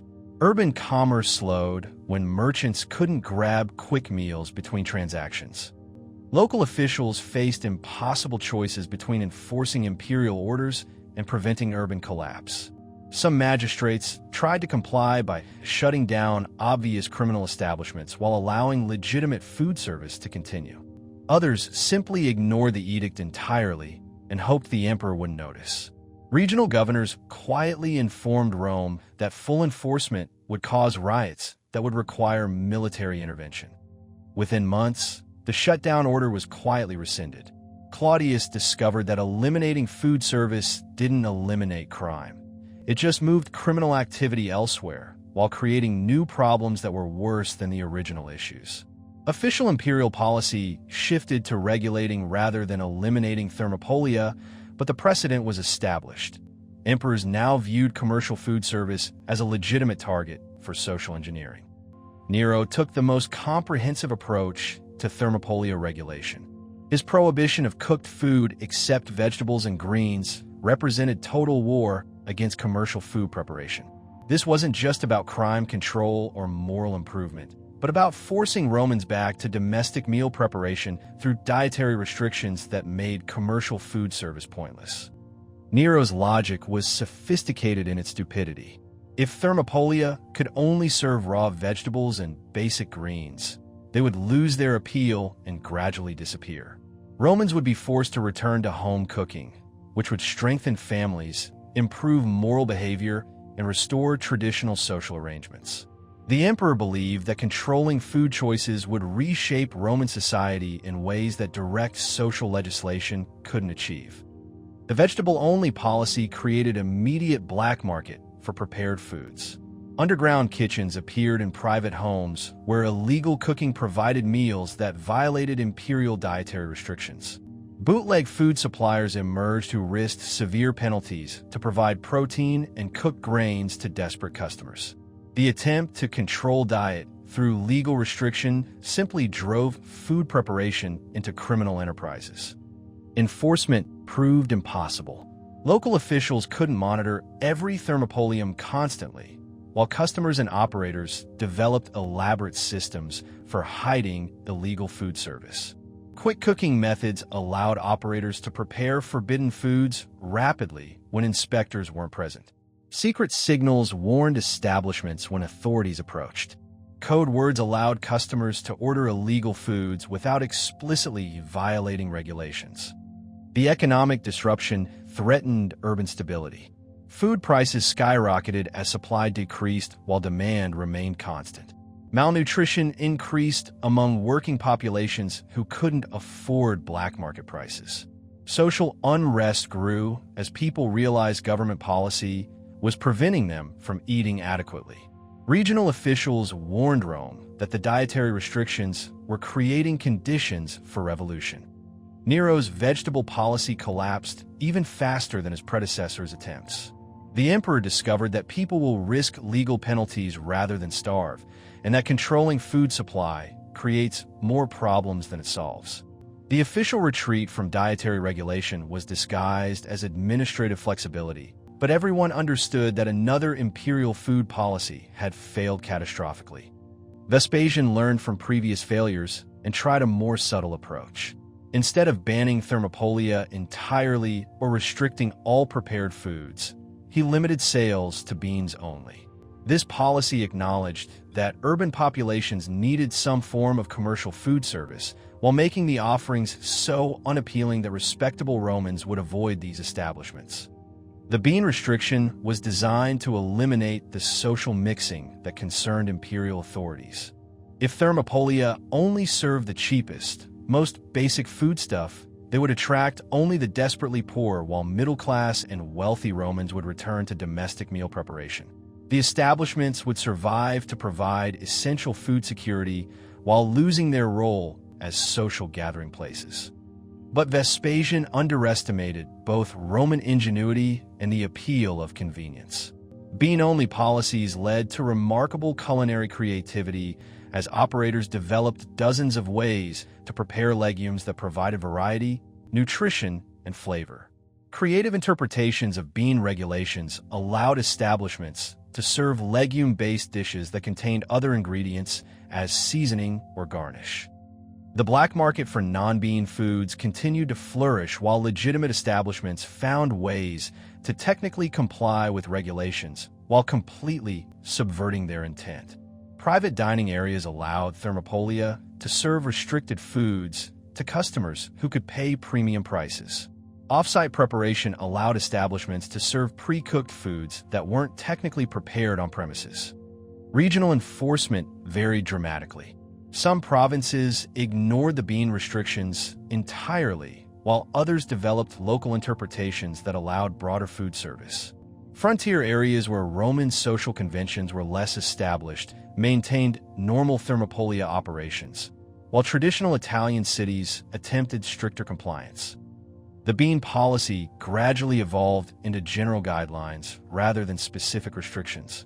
Local magistrates gained discretion to interpret dietary regulations based on local conditions, while central authorities quietly stopped demanding detailed compliance reports. The imperial government learned that food policy was too complex and too locally specific for centralized control. But the most important lesson from these repeated regulatory failures was that thermopolia had become essential urban infrastructure rather than optional commercial services. The emperors discovered that eliminating commercial food service didn't restore traditional domestic arrangements. It simply created urban crises that threatened political stability. Underground resistance to food regulation took many forms.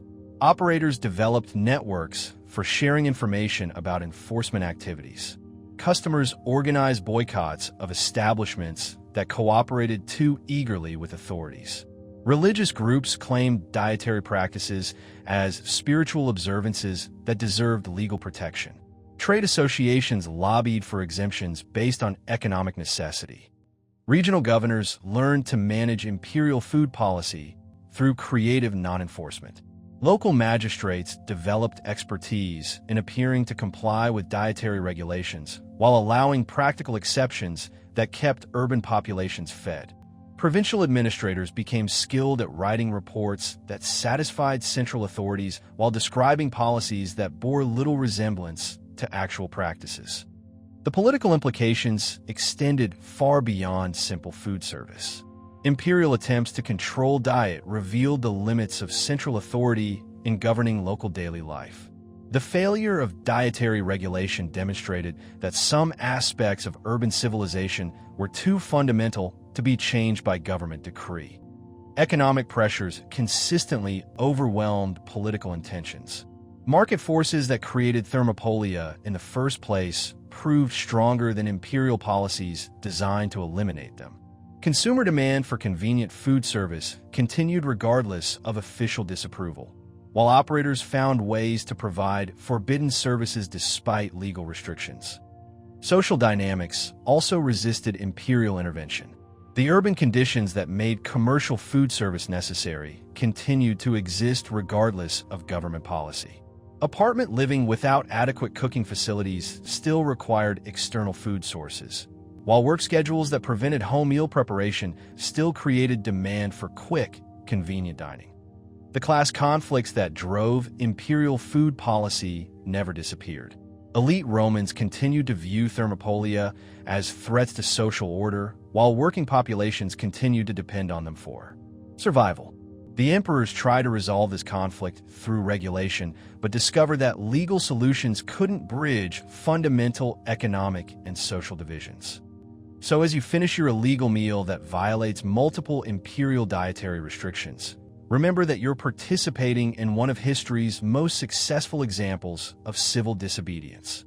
Your simple decision to eat convenient food represents triumph of practical necessity over imperial authority. The Roman Empire could conquer the known world, but it couldn't control what people ate for lunch. Sometimes the most powerful governments are defeated by the most basic human needs. And sometimes a bowl of mystery stew represents victory over tyranny. Now finish eating before the authorities notice you're violating imperial food policy. So you've just committed an act of culinary civil disobedience by finishing your meal in direct violation of imperial dietary policy. And as you wipe the last traces of forbidden stew from your bowl, you might be wondering whether anything has really changed in the past 2,000 years. Whether modern fast food represents progress or just the same old problems with better marketing and shinier equipment. The answer might disturb you more than that questionable meat you just consumed. Let's start with the uncomfortable truth that would make McDonald's executives weep into their quarterly profit reports. Roman thermopolia were actually better at feeding urban populations than most modern fast food chains. And not just marginally better, significantly superior in ways that reveal how badly contemporary food service has lost its way. Consider the basic nutritional comparison. Your mystery stew contained protein from at least 5 different animal sources, providing complete amino acid profiles that support genuine physical health. The fermented ingredients contributed probiotics that modern nutritionists charge premium prices to recreate. The mineral content from unrefined ingredients prevented deficiency diseases that processed foods often cause. The Mediterranean Diet Foundation provided cardiovascular benefits that contemporary research is still trying to understand. Now compare that to a modern Big Mac. Highly processed meat from animals raised in industrial conditions, pumped full of antibiotics and hormones. Refined flour buns that provide calories but minimal nutrition. Vegetables that have been bred for shelf life rather than nutritional content. Sauces loaded with preservatives and artificial flavors. Special sauce that contains more chemicals than your local chemistry lab. The Roman version accidentally optimized human nutrition, while the modern version deliberately optimizes profit margins, shelf stability, and addictive flavor profiles. The ancient approach fed people in ways that supported health and productivity, while the contemporary model creates customers who need medical intervention to survive their dining choices. But the operational comparisons are even more revealing. Roman thermopolia were integrated into urban infrastructure in ways that made them genuine community assets. They connected to aqueduct systems for clean water supplies. They linked to sewage networks for waste disposal. They positioned themselves strategically to serve multiple urban functions: markets, baths, forums, residential areas. The establishments became permanent fixtures that improved neighborhood functionality. Modern fast food treats communities as disposable markets to be exploited rather than environments to be improved. Restaurants appear in suburban locations that require car travel, disappear when rent increases, and contribute nothing to local infrastructure beyond minimum wage jobs and traffic congestion.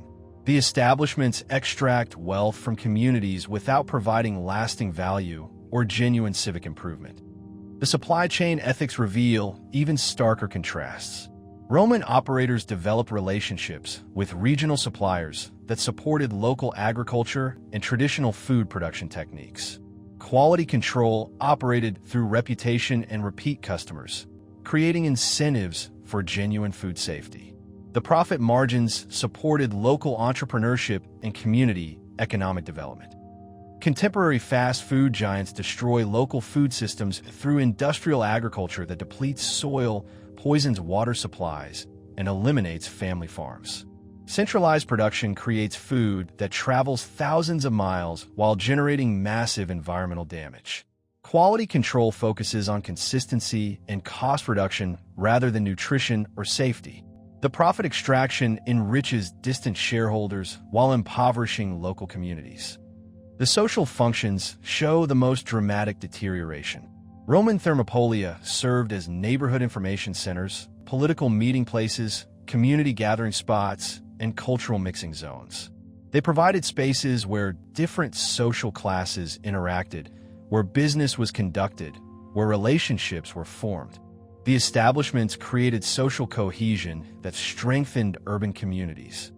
Modern fast food actively discourages social interaction through design elements that encourage rapid turnover, uncomfortable seating, lighting that prevents lingering, and acoustic conditions that make conversation difficult. The establishments extract social value from communities by providing gathering spaces that don't actually allow meaningful gathering. Employment practices reveal similar degradation. Roman thermopolia often provided paths to economic independence for freedmen and working-class entrepreneurs. Family operations created genuine wealth-building opportunities, while employees learned skills that translated to business ownership. The establishments provided economic mobility that strengthened communities and created local prosperity. Contemporary fast food creates dead-end employment with wages that require government assistance to survive, working conditions that damage physical and mental health, and corporate structures that prevent local wealth accumulation. The establishments extract labor value while providing no meaningful opportunities for economic advancement. The architectural integration shows how far urban planning has regressed. Roman thermopolia were designed as permanent community infrastructure that improved neighborhood functionality, supported pedestrian traffic, and created vibrant street life. The consistent design standards allowed residents and travelers to navigate urban environments efficiently. Modern fast food appears in strip malls that destroy walkable neighborhoods, requires parking lots that eliminate green space, and creates urban environments designed for cars rather than humans. The standardized corporate architecture eliminates local character while providing no genuine community benefits. But perhaps the most important lesson from Roman thermopolia is how they balance standardization with local adaptation. The basic operational principles remained consistent across the empire, while regional variations allowed establishments to serve local tastes, incorporate local ingredients, and adapt to local economic conditions. Contemporary fast food chains impose rigid standardization that eliminates local variation, destroys regional food cultures, and creates homogeneous dining experiences that reduce cultural diversity. The corporate control systems prevent adaptation to local conditions while destroying traditional food knowledge.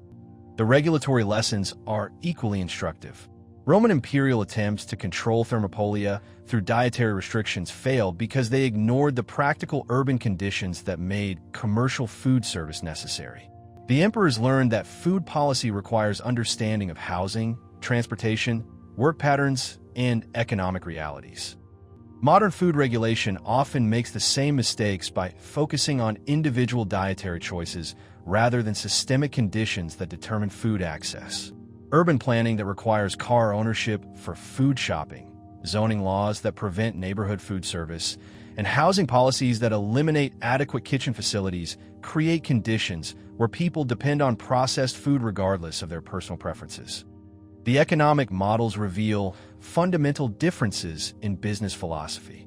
Roman thermopolia operated on principles that created genuine value for customers, communities, and operators.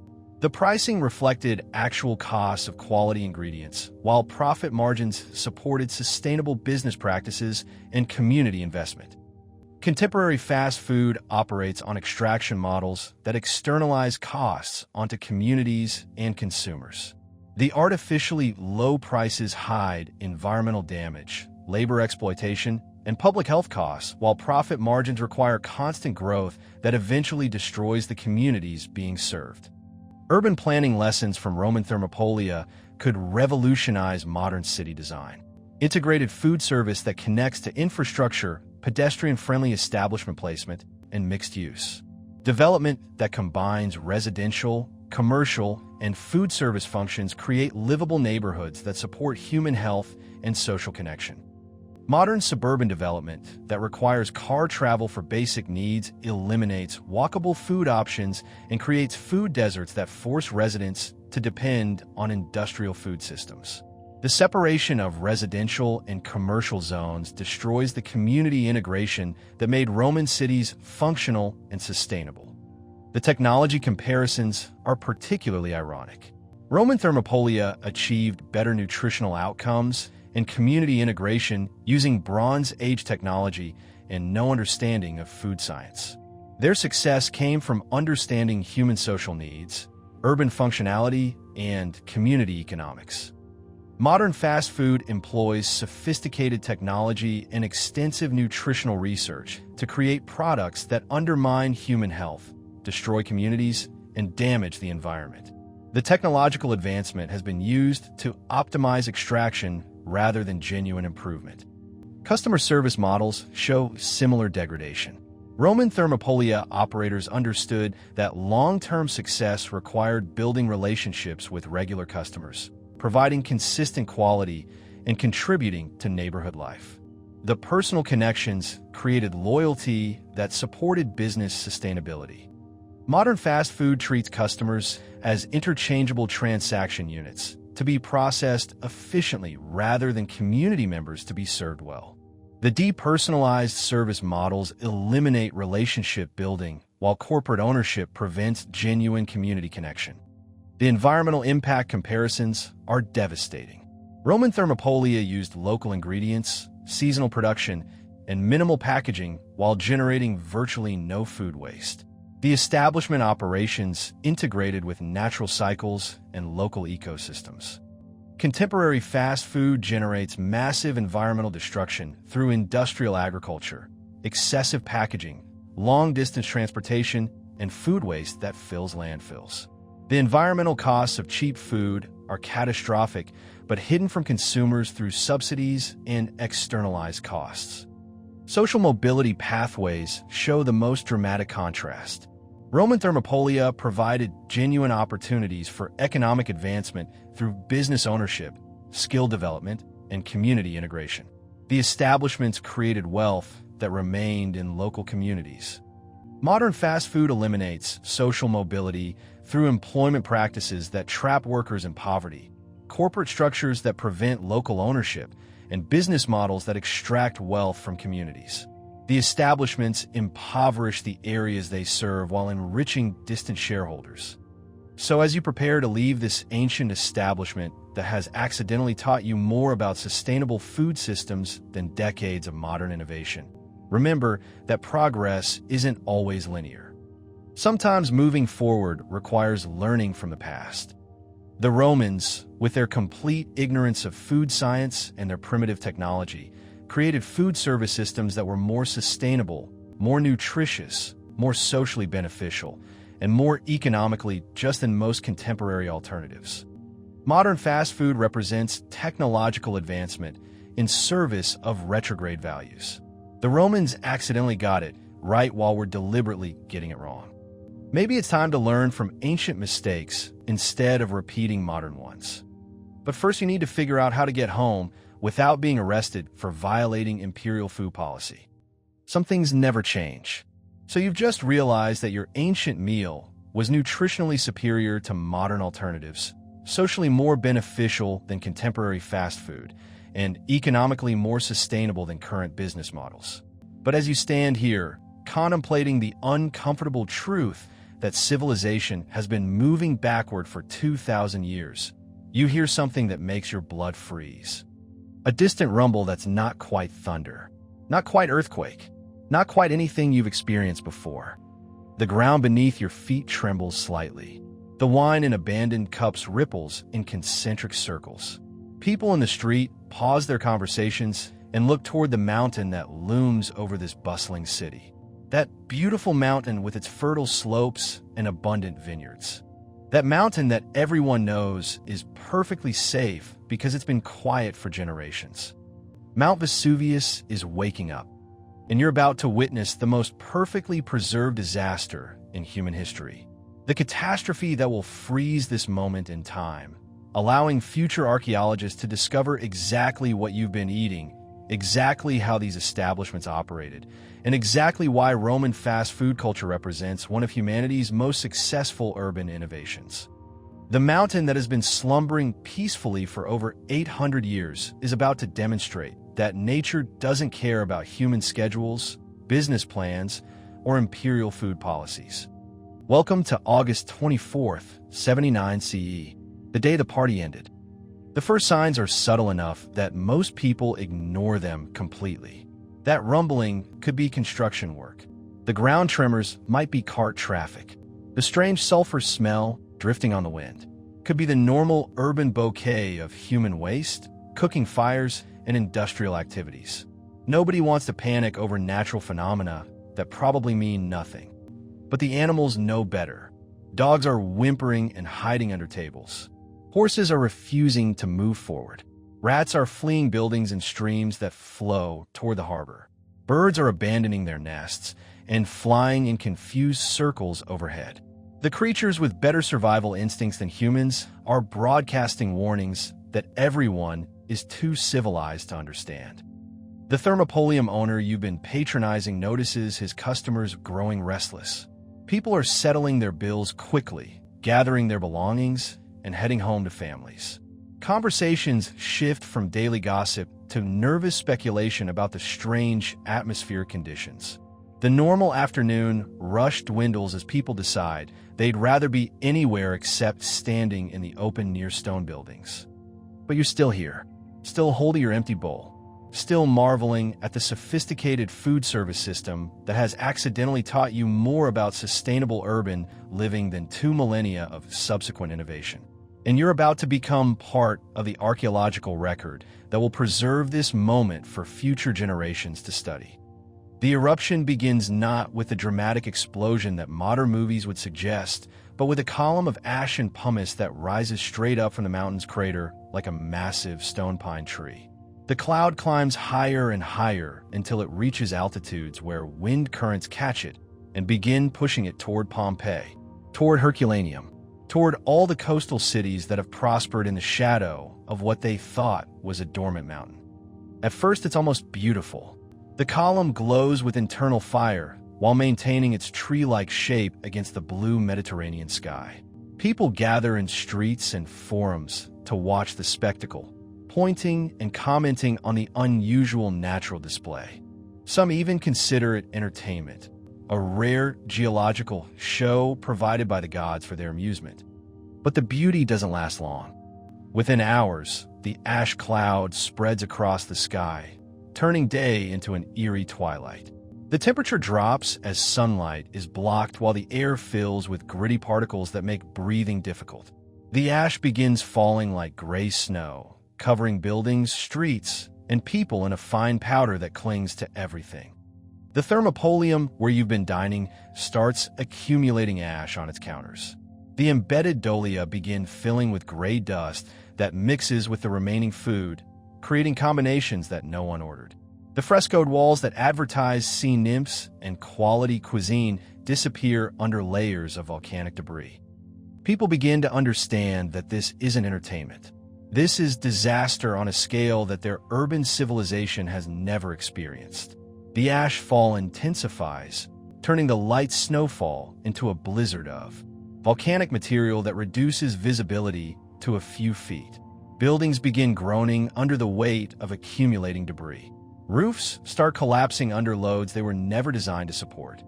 The evacuation begins too late and proceeds too slowly. Roman urban planning never anticipated the need to move entire populations rapidly during natural disasters. The narrow streets that work perfectly for normal foot traffic become deadly bottlenecks when thousands of people try to flee simultaneously. Carts and wagons attempting to carry possessions create traffic jams that trap families in the city. Some people make rational decisions to leave immediately, carrying only essential supplies and moving as quickly as possible toward higher ground or neighboring cities. These survivors will tell their stories to historians who chronicle the disaster for future generations. But many others make fatally logical choices to protect their property, gather their valuables, or wait for the situation to improve. The thermopolia continue operating even as ash accumulates on their counters.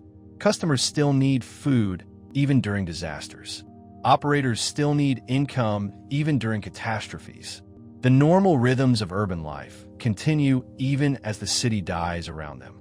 People eat their final meals standing at stone counters while volcanic debris buries their civilization. Archaeological evidence suggests that some establishments serve customers until the very end. Coins are found in cash registers positioned exactly as they were during final transactions. Serving equipment remains arranged as if operators expected to resume business tomorrow. Food remains sit in dolia where they were ladled for customers who never finished eating. The human responses range from heroic to tragic to simply practical. Families help elderly relatives navigate treacherous conditions while strangers share information about escape routes. Business owners lock up their establishments as if they expect to return in a few days. Workers continue their duties because routine provides psychological comfort during chaos. But the ash keeps falling, and the situation keeps deteriorating. The first pyroclastic flow changes everything. These superheated clouds of gas, ash, and rock fragments race down the mountain slopes at speeds that make escape impossible for anyone still in the cities. The temperatures reach 1,000 degrees Celsius, instantly killing every living thing while preserving organic materials through rapid dehydration. The people caught in these flows die instantly. Their bodies are preserved in the exact positions they occupied at the moment of death, creating plaster casts that capture final human moments with heartbreaking precision. A family huddled together in their home. A slave trying to unlock his chains. A gladiator found in barracks with his weapons. A pregnant woman protecting her unborn child. In the Thermopolia, the archaeological record preserves complete business operations frozen at the moment of interruption. Coins in exact denominations that reveal pricing structures. Food in exact stages of preparation that show cooking techniques. Serving equipment in exact positions that demonstrate operational procedures. Storage systems with exact inventories that reveal supply chain management. The preservation is so complete that modern researchers can reconstruct not just what Romans ate, but how they ate it, who served it, how much it cost, what equipment was used, how establishments were organized. The disaster that destroyed these cities created a time capsule that provides more detailed information about daily life than any other source from the ancient world. Vesuvius accomplished what no Roman historian ever attempted. It documented the complete reality of urban food service without editorial commentary, class bias, or political interpretation. The ash preserved truth in ways that written sources never could, providing evidence that challenges assumptions about ancient diets, urban life, and social organization. The Thermopolia preserved in Pompeii and Herculaneum reveal sophisticated urban infrastructure that supported complex commercial food service, regional supply chains that connected rural production with urban consumption, business practices that balanced profit with community service, architecture that integrated food service with urban planning. Most importantly, the preserved establishments demonstrate that Romans had solved fundamental problems of urban food security that modern cities still struggle with. They created sustainable local food systems that supported community health, economic opportunities that strengthened neighborhoods, social spaces that built community connections. The disaster preserved more than buildings and artifacts. It preserved evidence of human ingenuity in solving problems that transcend historical periods. The challenge of feeding dense urban populations, the need for convenient, affordable food service, the balance between individual choice and community welfare, the integration of commercial activity with social benefit. 2,000 years later, we're still solving the same problems Romans solved in Thermopolia. How to feed urban populations sustainably, how to create food service that strengthens rather than weakens communities, how to balance convenience with nutrition, how to integrate food systems with urban infrastructure. The ash that buried these ancient establishments preserved lessons that remain relevant for contemporary urban planning, economic development, community building, social organization, food policy. The Romans, with their primitive technology and limited scientific knowledge, created solutions that work better than many modern alternatives. The volcanic disaster that ended Roman fast food culture provided future generations with evidence that challenges assumptions about progress, development, and innovation. Sometimes ancient solutions work better than modern ones. Sometimes simpler approaches produce superior results. Sometimes moving forward requires learning from the past. So as you imagine yourself in those final moments, standing in a thermopolium while ash falls around you, remember that you're witnessing the end of one of history's most successful urban innovations. The establishments that fed millions of people across 3 continents. The businesses that created economic opportunities for freedmen and working families. The social spaces that strengthened community connections. The people who created and operated these establishments never knew they were pioneers in urban food service. They were just trying to survive and maybe prosper in dense urban environments. They solved problems through practical necessity rather than theoretical planning. They created systems that worked because they had to work. Their legacy isn't preserved in grand monuments or imperial inscriptions. It's preserved in the humble evidence of daily life. Stone counters embedded with storage jars. Serving equipment arranged for efficiency.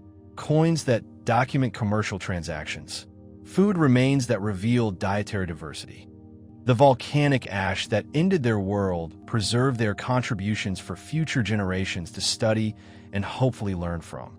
The disaster that destroyed their businesses created evidence that their innovations deserve recognition, respect, and emulation. Your debt to ancient fast food pioneers isn't just historical curiosity. It's practical guidance for contemporary challenges. The Romans proved that urban food service can strengthen communities, support economic development, and provide genuine nutrition. They demonstrated that commercial food service can serve social functions beyond simple profit extraction. The Thermopolia of Pompeii represent more than archaeological curiosities. They provide templates for sustainable urban food systems, evidence that better approaches are possible, proof that human ingenuity can solve problems that seem impossible. The Last Supper served in these establishments wasn't just a meal interrupted by disaster. It was the final chapter of humanity's first experiment with urban fast food. An experiment that succeeded beyond its creator's wildest dreams and provides lessons that remain valuable today. Sometimes the most important innovations happen without anyone realizing their significance. Sometimes the best solutions emerge from practical necessity rather than theoretical planning. And sometimes the most valuable lessons come from people who are just trying to eat lunch. The ash is settled, the cities are buried, the empire has fallen. But the lessons remain. Now stop standing around contemplating ancient history and go figure out how to apply these lessons to modern problems. The Romans solved urban food security with Bronze Age technology. What's your excuse?